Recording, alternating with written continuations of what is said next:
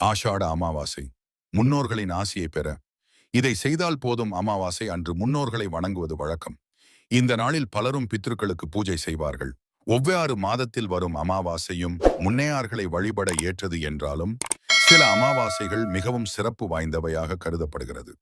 ஆடி அமாவாசை, தை அமாவாசை, மகாலய அமாவாசைகளைப் போல ஆணி மாதத்தில் வரும் ஆஷாட அமாவாசையும் மிக முக்கியமான அமாவாசையாக கருதப்படுகிறது.